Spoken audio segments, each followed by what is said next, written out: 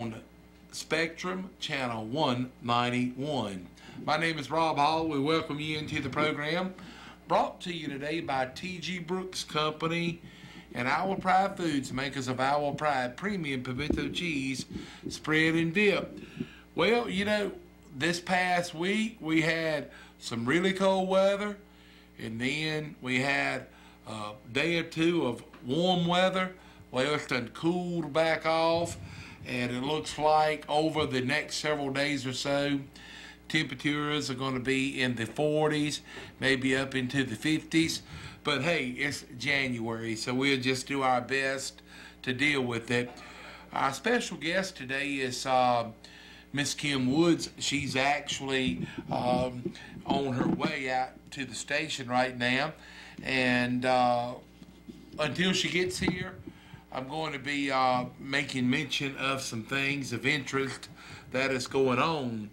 On January the 30th, that will be here before you know it, that is the day that the Tobacco Associates export referendum vote will be taking place. And you can go to your local Cooperative Extension Service office to cast your vote. So all you need to do is go between 8 and 5 next Wednesday, the 30th, and you can cast your ballot. But now, to be an eligible voter, you have to, be a tobacco producer, and you had to have produced and raised tobacco in 2018. But again, that will be next Wednesday, January 30th. Also, something that is being sponsored by the North Carolina Cooperative Extension Service is meds instead of meds, and it means the Mediterranean diet instead of medicines.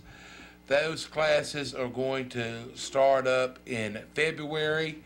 They will be held on Mondays. And if you're interested in more information, you can call 336-599-1195. It's a $15 fee to sign up, and it will be a total of 6 classes. Again, classes start in February, and they will also run into the month of March. But right now, we'll make welcome our special guest, Better late than never. Kim Woods. Well, Kim, no worries or frets. Things have just been kind of haywire the last 30 minutes around the station here. Oh, okay. Glad to know it's not just me then. Well, no, and, it's kind of odd, the old expression, when it rains, it pours. Well, I had maybe 1 or 2 phone calls earlier this morning, but right after 10 o'clock, the phone just started ringing. Couldn't get finished up with one call, then I was receiving another call, and time just flew by. But anyway, we're glad to have you, everybody. Miss Kim Woods is one of the friendly agents of the North Carolina Cooperative Extension Service for Person and Granville counties. Kim is a livestock agent. She has a wealth of knowledge, and we're just glad to have her here. Kim, I guess a few things that maybe we could kind of talk on. It was really some sad news brought out, I guess, maybe about a week ago today, with those maybe about, was it 21? I think they said, it seemed like to me there was 20 horses and a dog. A dog, yeah, over in Wake County that had been found dead, and they actually made an arrest, of a person of interest in the last few days. And I think one thing that we should all be aware of, whenever you are involved in a bad situation, please do not be afraid to ask for help. That's right. Doing nothing is sometimes the worst, a lot of times the worst thing to do. So There are people out there that can help. The Cooperative Extension Service, whether you're in this county, Granville County, any counties in the North Carolina, they have Cooperative Extension Services. There's somebody there that can provide you with some sort of resources that can help you out if you find yourself in that kind of predicament. A lot of times there may be people, and 2018 has been kind of a tough year with lots of different things going on, so I hate to say, that you could find reduced cost or possibly free hay, but that may be something that could be found. Most folks that have cattle or have horses or have other animals and have access to hay, if they know that they can help out in some way, they will. They Whether sure will. Selling a bale of hay cheaper, possibly giving it away. So again, if you have neighbors that have hay, ask them. They may be able to help you out in some way. Ask the Cooperative Extension Office for resources and help. And in a lot of cases, especially with your more domestic type animals like horses, cats, and dogs, there are rescue organizations that can help you as well. So again, the Cooperative Extension Office may have phone numbers to some of those organizations that can help you out. So it's been a tough year. Nobody's going to fault you for getting into a predicament like that. Grass has been short because a lot of it has drowned it out or has just not grown well because it's had too much water. Hay is somewhat short for those very same reasons. So finding yourself in a bad predicament is understandable. 2018 was a record-breaking year for rainfall, Right, which is, we think it's a good thing when it comes to growing grass, but too much can be a problem, and we had too much last year. So, don't feel bad about being in a less than ideal situation, but reach out for help. We've all, if we have animals, all of us have found ourselves in a less than ideal situation, so we're not going to judge, but please reach out for help. These animals are typically confined in some way, so they don't have the choice, the option, the opportunity to go find feed.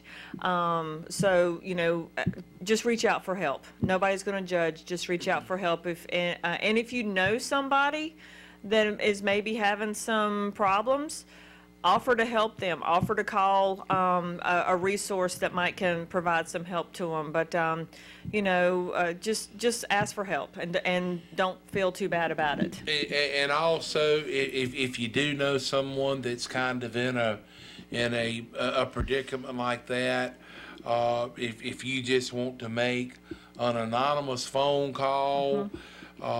To one of the local agencies to just say, I have some concerns about this may going on, may be happening and taking place. Well, they will send a public figure out there to investigate. And if you ever do that, you should never feel bad for doing it, just for the simple reason is in the long run, you're doing it for the animals. That's exactly right. And that's what the first concern has to be. So contacting animal control in your county is certainly an option as well. And their first order of business is to take care of the animals. So, whatever needs to be done in that regards, if it's finding them hay or finding them feed or moving them to another location, if that's what's best for the animals, that's what they're going to do. So ultimately, you've got to be worried about the animals and making sure they are taken care of. Well, Kim, I remember some years back, and you probably do too, a couple of incidences where the Cooperative Extension Service has gotten involved to help locate hay, absolutely, for animals, and so, but I think you made a good statement when you said doing nothing is the worst thing you could possibly do. That's right. But anyway, Kim, I know you all have had a busy week with the pasture and weed control seminars, and then next week is a Southern Farm Show. It is. Now, do you have anything going on at the farm show? Extension actually does not have anything going on specifically at the farm show, but you brought up the forage workshop. So on the way over here, as I was driving probably faster than I should have been, sorry, Dewey, talking about some things there. It was a very interesting conference, and I know it's past tense, so I hate to tell you about something that you should have attended yesterday. But I've got some information, so if anything that I talk about interests you, please call me or come by and see me and we can talk about it. But the keynote speaker was a lady from the western part of the United States, but there's no way that some of this can't work here. And it was she was talking about how to train your livestock, goats, sheep, cattle, maybe not horses, to eat weeds in your pasture. Oh, wow. And so, and there's some details, and we can't go into the whole thing here on the short amount of time that we have this morning. But she has a protocol to be able to train your animals to eat weeds in your pasture. So if we're talking, I know on our farm, horse nettle is a big problem. A lot of people have issues with spiny amaranth and the pigweed species of weeds, cucumber, some thistles. And so it was actually really interesting. So she has a protocol, and basically what you do is you feed the animals twice a day for 4 days out of a tub, like one of those blue protein tubs that you might see. Get an empty one of those. Feed them over those 4 days at 2 times a day, 8 different feeds that are really palatable. So, and preferably something they haven't really seen before. So like a commercial feed that you could get from one of the local feed dealers, maybe soybean meal, wheat midds, corn gluten feed, some of those kind of things that are really yummy. Then that way the animals look for you as a source of something really good. They're excited to see you, and those feed tubs come out. So you do that for 4 days. Then on the 5th day, you take one of those feeds and add in some clippings of the weed that you want the animals to eat. So go out and cut some horse nettle or pigweed or whatnot, put it in the tub. If possible, put the weed at the bottom and put that feed on top. So the feed attracts the cattle or sheep and goats, and they kind of have to look for all that, and maybe something that kind of sinks down to the bottom, so they kind of have to get through that weed to get to the good stuff that they want. You do that for a couple of days, and then they'll actually, according to her research, go out and seek out those weeds in the pasture. So the cattle will go out and eat the horse nettle or the pigweed or the cucumber or whatever that you have out there. And I know all of y'all are going, yeah, right, whatever. And yeah, she had some videos to show in her presentation yesterday, and I think it could work. Well, it sounds like it could work. Yeah.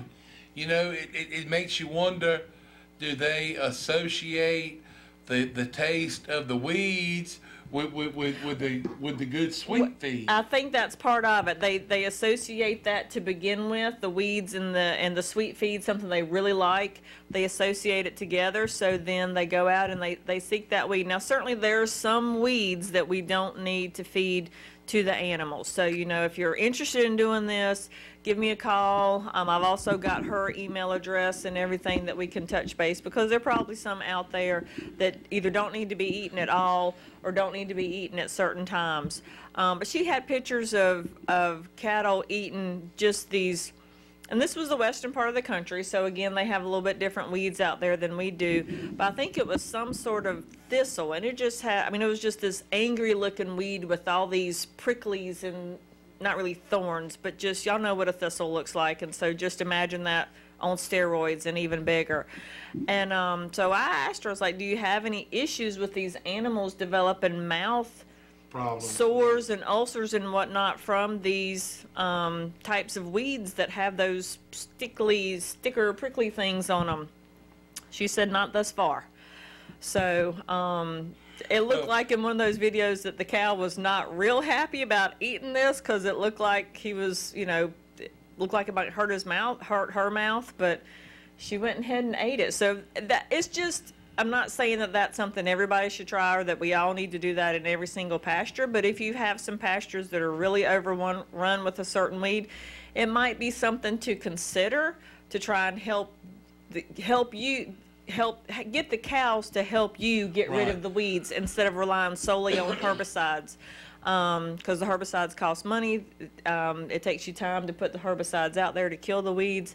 And some of the people in the videos were saying they had trained their cows to do this in like maybe a total of 8 hours. Well, you know, Kim, and something else.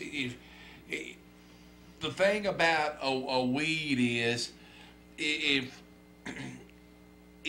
the weed does not get very big, and if it's something that can be taken care of in a young stage, you know, hopefully you're not going to be transferring your cattle from pasture to pasture with just weeds.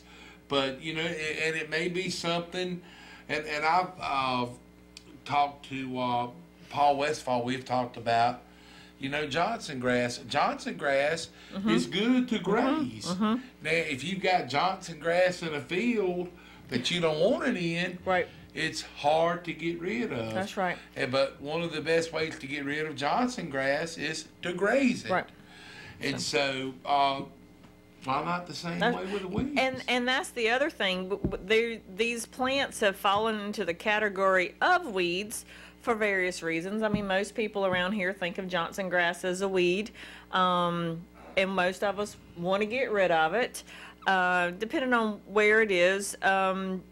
And, you know, I think the tide is turning on another weed. A lot of people hate crabgrass, or some people around here call it crapgrass.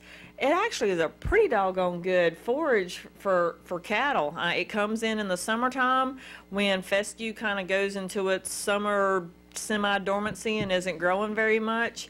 It can actually be pretty high nutritional levels. So, you know, maybe changing our mindset a little bit on some of these things is also needed, because some of these weeds, cucumbers, pigweed and everything, they can be really, really high in protein, like upper teens to 20s in protein. So how much, you know, that some of those are double an average fescue grass in terms of protein. So that's a lot of protein that these animals could be consuming.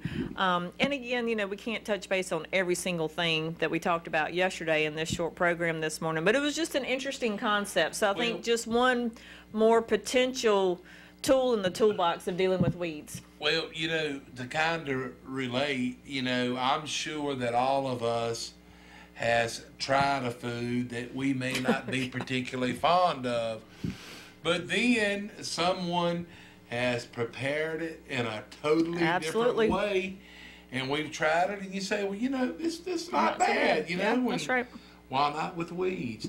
But Kim, I got to ask this question. When the lady started making the presentation, did you see a lot of rolled up eyeballs and people just kind of having funny looks on their face? Well, I was sitting towards the front, so I couldn't see a lot of the people, but at the break, one of the vendors was talking to me and said, you were sitting there just like with the most skeptical look on your face, like, what is this lady talking about? This is not going to work. So I was probably one, maybe not eyes rolled back in my head, because that would be very professional, but I'm sure there was a lot of people there going, what is she talking about? This is not going to work.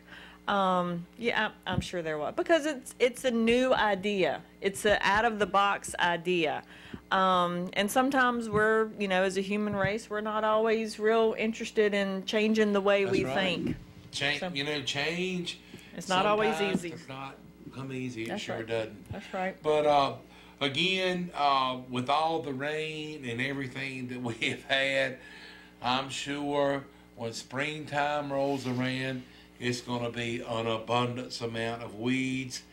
And it's, you know, I was out riding a few days this week. Still a lot of soybeans out. Oh, yeah. Corn. Corn. Yep, some corn. Still corn hadn't been picked. And, you know, it's got me thinking about, we typically put fertilizer on latter part of February, first part of March, you know, hey, that's a month away. Is it going to be dry enough? Yeah, you can't get the tractor out there. It's just one of these things that when the land, if you get off of the pavement, it is just absolutely muddy, marshy, wet, and it's if you ride around and you see some fields that had soybeans planted, and the soybeans have been, you know, harvested.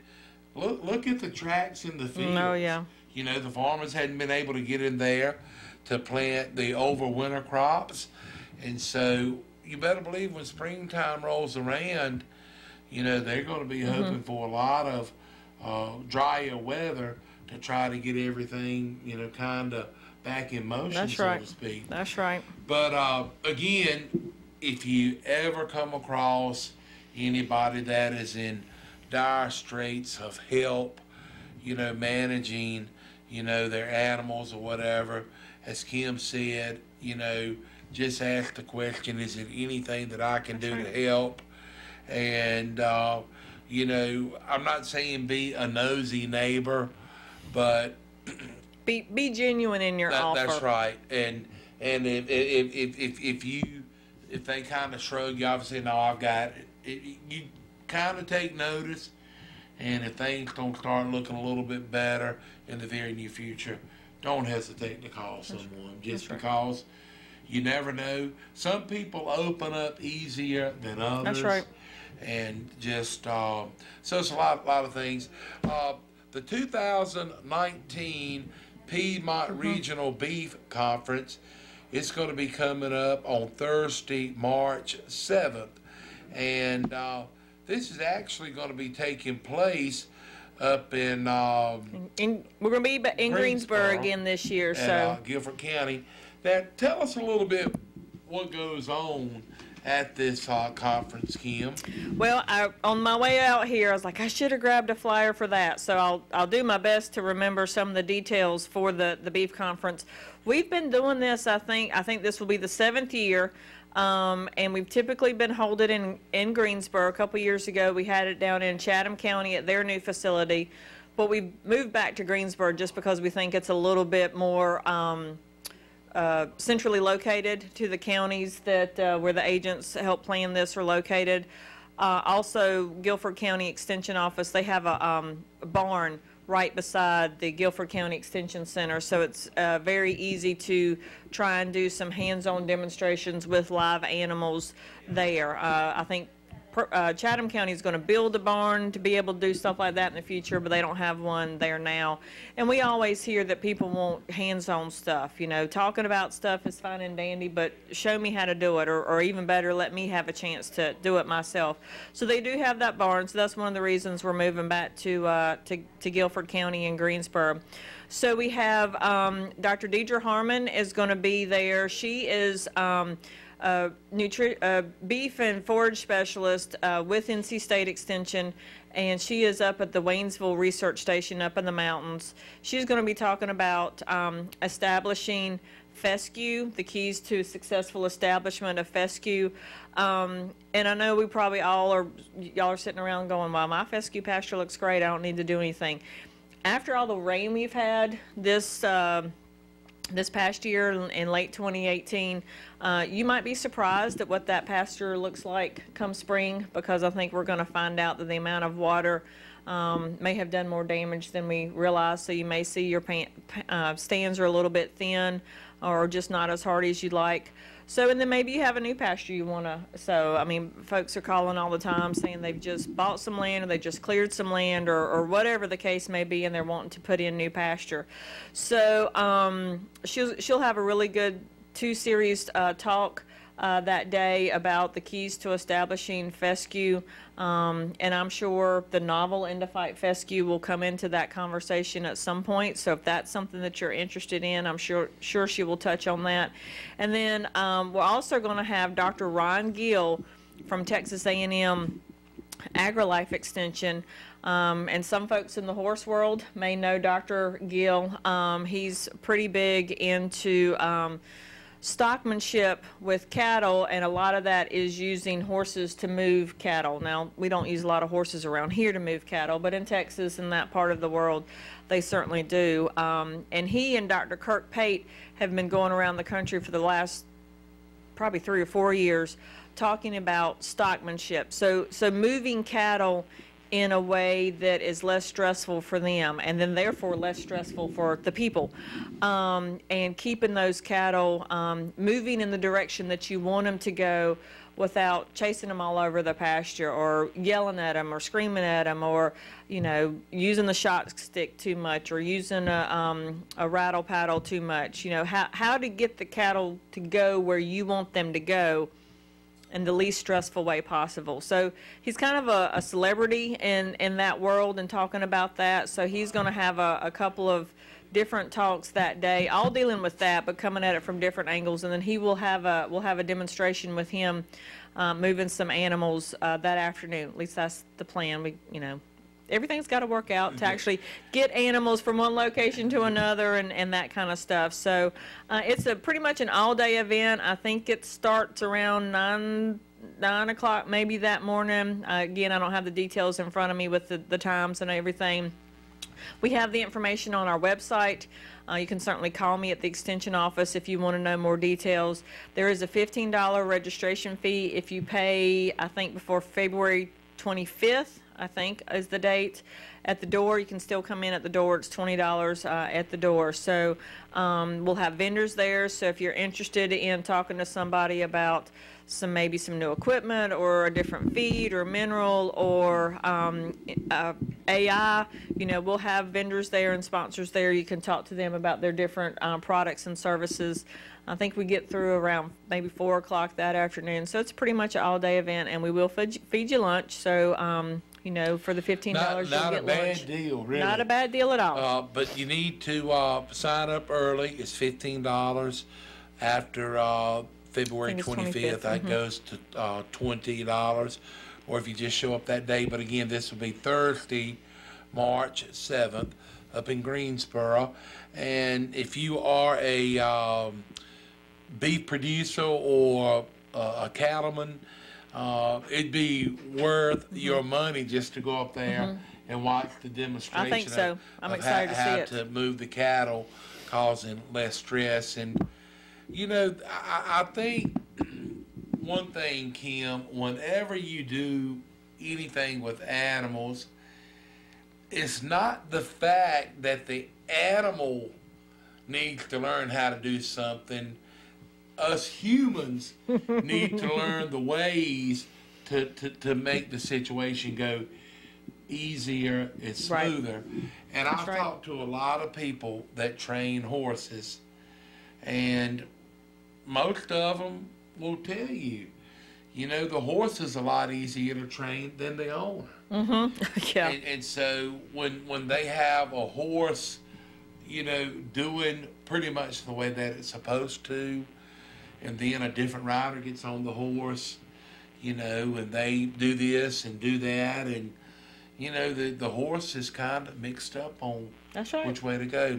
Hey, speaking of horses, let me make mention of it's going to be some Coggins clinics going on in the very near future. Vaccinations for horses will also be available at all of these clinics. Coming up on Friday, February the 15th from 2 until 4, it's going to be a Coggins clinic at Southern States in Oxford. Then on Saturday the 16th, 10 a.m. to 2 p.m., it will be a Coggins clinic there at Southern States in Oxford. And then on Saturday, February 23rd, 8:30 a.m. till 12 noon, it will be a Coggins clinic there at Southern States in Oxford. Now, it's going to be a couple of more Coggins clinics in Oxford, one on March 16th, one on March 2nd, and then it will be another one on February 23rd in Granville County, and we'll keep you updated on those. It's one in Roxborough on February the 16th, which is Saturday, and it will be from 11 a.m. to 1 p.m. But if you're just wondering about where a Coggins clinic may be going on, call your local veterinarian, call your local cooperative extension service.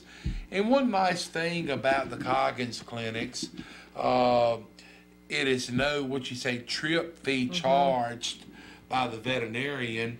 You know, if you have a veterinarian to come out to your farm, they're going to charge you more or less a service fee for coming out. And another nice thing, if you attend a Coggins clinic, you can meet other horse owners. That's right. Maybe make some friends and do a little bit of, chatting amongst yourselves. Right. And another nice thing, you can ask the vet questions and stuff like that. But it is a North Carolina state law that if you are the owner of a horse or any type of equine, if that animal leaves your farm, it must have proof of a negative Coggins test.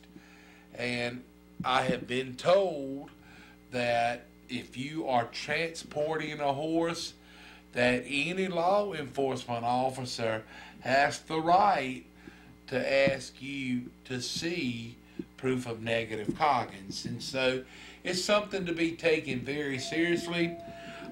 We do the Coggins on our horses, but something that I feel that's a little bit more important than the actual Coggins is the vaccinations. That's right. And so it can be a little bit costly, but you know what? If you can't afford them, get rid of them. Wouldn't you agree, Kim? I would indeed.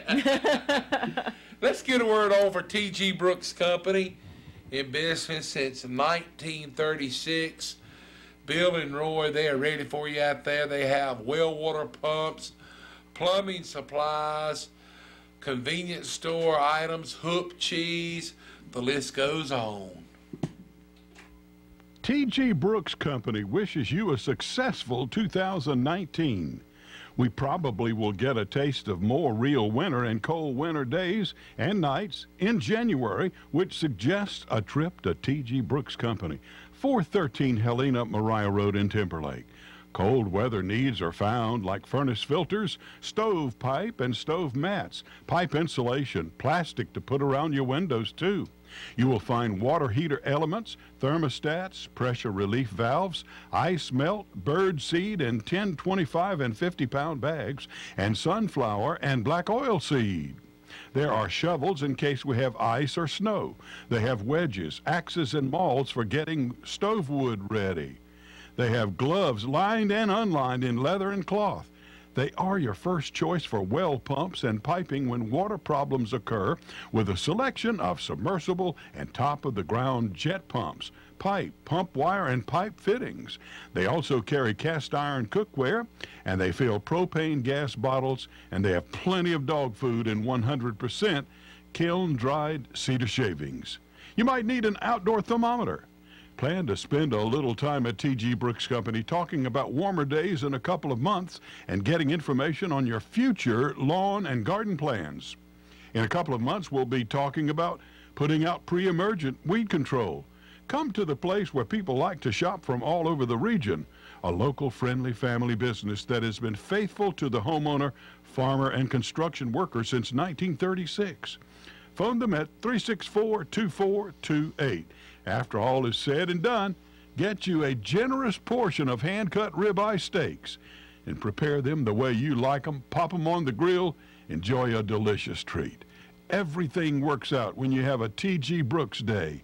No week is complete without a visit to T.G. Brooks Company in Timberlake. All righty, here we are back on the Gardener's Corner program. Miss Kim Woods is our special guest. Let me make mention of this. February is the month of Valentine's. It is, that's right. And it is also American Heart Month. Well, coming up on Tuesday, February the 12th, that's just a couple of days before Valentine's Day, it's going to be the Lunch and Learn at the Person County County Office Building right there. between 12 and 1. They'll be talking about heart health, cholesterol, healthy oils, and good fats. How do you know it's good fats? But it's a charge of $5. You'll leave there after enjoying a healthy, delicious meal, and you'll be packed full of information. If you'd be interested in signing up, you need to pay you $5 on the Friday before or ahead of time, preferably. It's a $5 fee, and checks are acceptable or cash, but they cannot accept credit card payments. But go ahead and get signed up, and if you'd like more information, you can contact Miss Jennifer Grable by calling 336-599-1195. And they really, require that you sign up on Friday before the lunch and learn on the following Tuesday, because Jennifer needs to know how many people's going to be there so she can prepare, the meals. So a lot of people can go to that meeting and take a lot of information away from them to maybe start helping live a more healthy life. And on those days when she has the lunch and learns, I don't usually attend, but the food smells delicious always. So I can just about guarantee you're going to get a really good lunch and lots of great information, as Rob said, to help take care of your heart so it keeps on ticking a whole lot longer. And Jennifer has a lot of wonderful recipes. She's very good about sharing those recipes. And one thing that Jennifer does with the recipe, she is very good about critiquing it to make it a little bit more healthy for you to eat. So, Kim, let's talk a little bit about hay. With all the rain, I've heard some people say that they feel like it's going to be a hay shortage. Some people are saying if we have an early spring, it may be okay. But you brought up a good point a while ago that I hadn't even thought about. And, when springtime rolls around, the fescue just may not be available. Yeah. I mean, certainly in our neck of the woods, we didn't have the devastation that other parts of the state did. I mean, I've heard stories about how pastures and hay fields were under 5 feet of water for a whole week before that water receded. Now, that's obviously a whole lot more damage than we saw. But still, when we've had the amount of rain that we've had in the last 6 months, at best, there's probably a lot of nutrients, especially nitrogen, that's not there in the soil anymore for those fescue plants or whatever's growing in your pastures and hay fields to take up and start growing. So fertilizer is probably going to be key to make sure that you have that out there for the plants to take up those nutrients and be able to grow.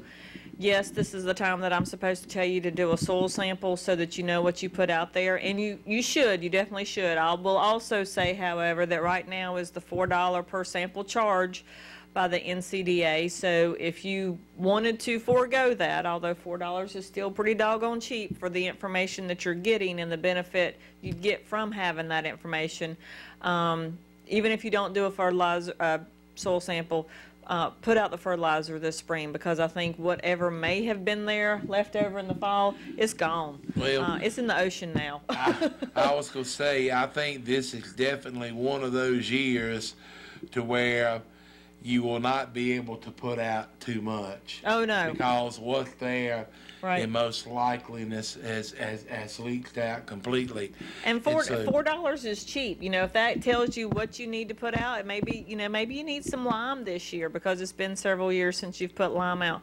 $4 is still pretty doggone cheap, especially for most people that are doing hay fields and pastures, because we typically don't have that many hay fields and pastures that need to be sampled. It's not like it's not like you're going to send in probably 200 soil samples at a time. So, and as I mentioned before, maybe this is the year to think about thickening up that stand. Now, spring is not the time to put fescue seed in the ground. Fall would have been the time, but I'm not sure there was ever a time you could actually put it out there because it was too wet. So, you know, maybe maybe evaluate your pastures a little more closely this spring. See what you've got in terms of the number of fescue plants you have out there. Are you seeing more weeds than normal this year? And then maybe think about really working in some herbicide applications and then replant or overseed this coming fall of 2019. Well, and you know something, Kim, would be an excellent tool to put to work for you this year is what do you call it? I had the proper words, managed. Managed grazing. Managed grazing, yep. yeah. Yep. And you know, if you could go ahead and put that, you know, in place this season would be good, because I think you have said in the past that I'm gonna just use this as an example. If you've got a 50-acre pasture that cows have free will to go to any part of the pasture anytime they want to and graze, that you're only utilizing about 50% of your forage. That's right. But if you do the managed forage grazing, you can step it up to where you're utilizing about 80% or so. Getting up to 80% would probably take, you know, I don't want to say a lot of time or a lot of management, but that's gonna take several more steps. Even if you take that 50-acre pasture and that the example you have, 50-acre, and you put one temporary wire through that pasture, just split it right down the middle in whatever way that makes sense so that the cows still have access to water, and in the summertime they have access to some sort of shade, trees are fine, then you will increase the amount of efficiency in that pasture because you're going to put the cows on one half of it and let the other half rest and grow back. Then when you move them to that second half, the first half can rest and grow back. Now, a lot of this is certainly dependent on water, something totally out of our control. But even if you just do that one wire, you will increase your efficiency. If you go back in there and split it into thirds or even into fourths, you will increase your efficiency even more. So getting up to that 80% is certainly doable. And a lot of people are like, oh, I don't have time to do that. I don't have time to do that. Well, you know, especially in the wintertime, if you can do that on some stockpiled fescue that may still be there, you can move that fence and move those cows a whole lot quicker than you can crank up that tractor, go get the bale of hay and take it out there and put the tractor back up. And you know what? Fescue is a lot cheaper to feed than hay. Because the animals are harvested, not you. That's exactly right. You're not out there. That's right. Mowing it, raking it, and rolling it up, Putting getting it out of the field, and then having to take it. That's you right. know, so cows are pretty efficient, but you know it's just one of those things. And cows are like people.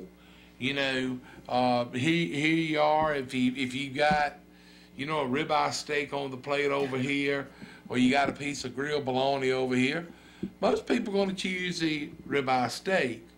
But if that grilled bologna is all you've got, that bologna's nothing wrong with it. That's right. So and this works for all species. Now, you know, your divider fence may have to be a little bit different if we're talking about horses or goats or sheep.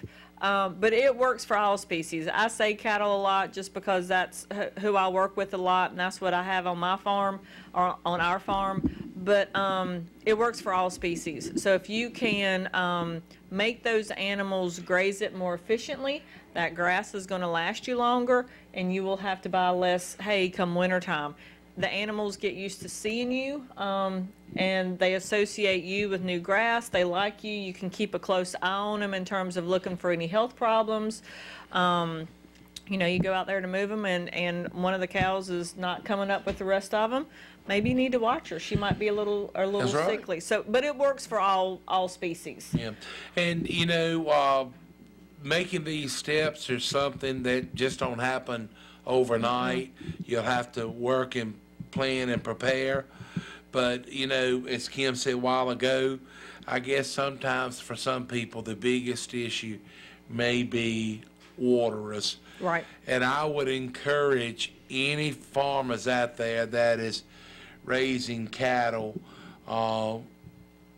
start, if you could, using automatic waterers, you know, to keep the cows from having to drink out of the ponds and the streams, which is really nothing, you know, wrong with that, but it is more healthy for them if they are drinking, you know, well water.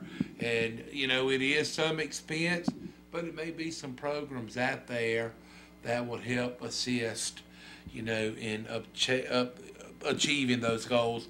But just talk to you folks at your local Cooperative Extension Service office, and they've got a ton of information